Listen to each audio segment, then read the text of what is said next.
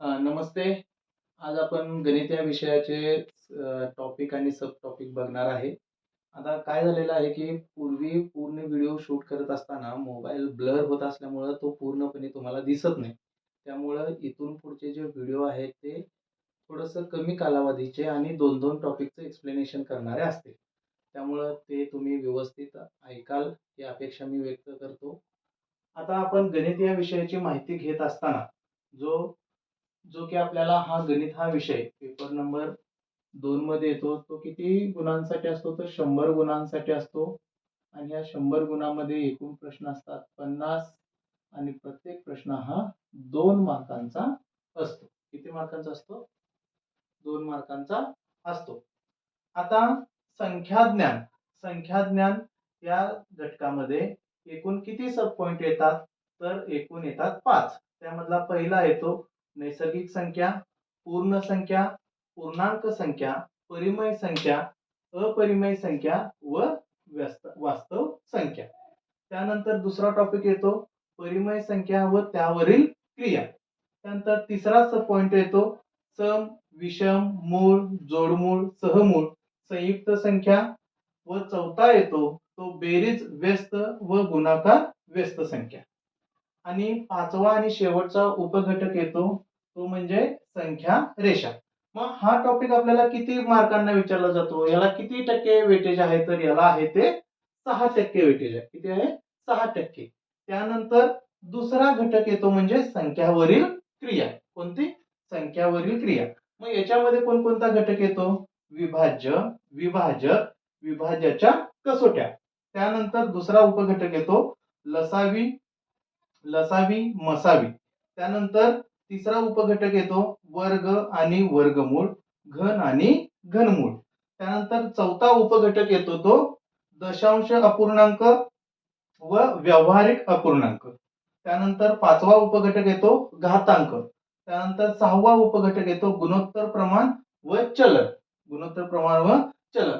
आणि शेवटचा सब टॉपिक येतो तो म्हणजे सरासरी, जो की तुम्हाला दिसत नाही, तो मी इथं लिहितोय सरासरी. सरासरी.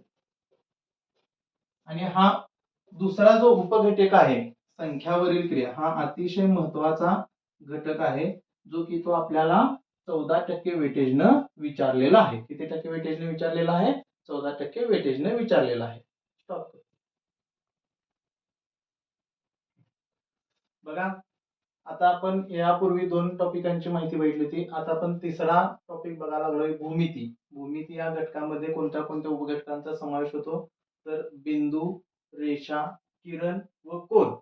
बिंदू रेषा, त्यानंतर रेषा, रेषाखंड, किरण, कोन या घटकांचा समावेश होतो. तर दुसरा घटक आहे समांतर रेषा व त्याचे गुणधर्म काय असतात हे विचारलं जातं. तिसरा उपघटक आहे वर्तुळ, वर्तुळाचे जे काय सिद्धांत असतील, प्रकार असतील या गोष्टी विचारणार आहेत. त्यानंतर चौथा उपघटक आहे तो त्रिकोण. त्यानंतर पाचवा घटक आहे पायथागोरस सिद्धांत आणि सहावा घटक येतोय तो चौकोन गुणधर्म. आणि हा सर्वाधिक महत्वाचा आणि सर्वाधिक जास्त वेटेज असलेला घटक आहे बघा. किती? 20% वेटेज याला दिलेला आहे. किती टक्के? 20%. त्यानंतर चौथा जो महत्वाचा घटक आहे तो महत्व मापन. कोणता आहे? महत्व मापन. याच्यामध्ये काय विचारलं जातं? परिणामे, परिमाणे, परिमिती, क्षेत्रफळ, घनफळ व पृष्ठफळ. हा किती टक्के घटकाला विचारला जातो? तर हा सुद्धा 20% वेटेजला विचारला जातो. म्हणजे काय, की गणित ह्या टॉपिक मध्ये, गणित या विषयामध्ये भूमिती आणि महत्व मापन हे दोन्ही घटक खूप महत्वाचे आहेत बघा. खूप महत्वाचे आहेत. आयएमपी. त्यानंतर पाचवा घटक येतोय तो म्हणजे सांख्यिकी. या सांख्यिकी या घटकामध्ये मध्यमापन व दुसरा येतो आलेख व त्याचे प्रकार आणि आलेखाची ओळख. हा सुद्धा खूप महत्वाचा आहे. हा सुद्धा आपल्याला विचारला जातो 16% वेटेजला विचारला जातो. किती टक्के? 16% वेटेजला. त्यानंतर येतोय सहावा आणि सर्वाधिक महत्वाचा, आपण दैनंदिन जीवनामध्ये या सर्व घटकांचा उपयोग केला जातो, तो म्हणजे व्यावहारिक गणित. व्यावहारिक गणितामध्ये मग तुम्हाला विचारलं जातं, पहिला सब पॉइंट येतो तो शेकडेवारी, सरळ व्याज व तिसरा येतो नफा आणि तोटा. या तिन्ही उपघटकांचा समावेश होतो तो व्यावहारिक गणितामध्ये होतो. मग हा किती टक्के वेटेजला विचारला जातो? तर हा विचारला जातो 16% वेटेजला. किती टक्के वेटेजला? 16% वेटेजला.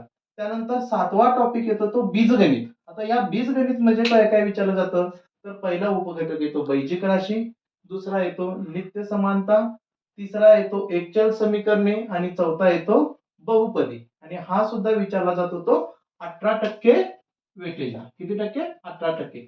म्हणजे काय की बघा, जर तुम्हाला एक गोष्ट लक्षात येत असेल की भूमिती असेल, महत्व मापन असेल, सांख्यिकी असेल, व्यावहारिक गणित असेल आणि बीजगणित, हे 1, 2, 3, 4 आणि 5 हे पाचीच्या पाची टॉपिकला सर्वाधिक जास्त वेटेज दिले.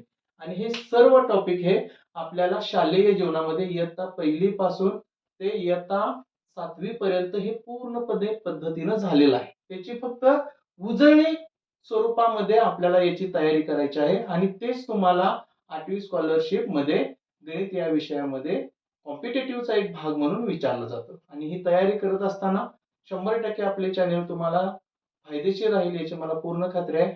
धन्यवाद.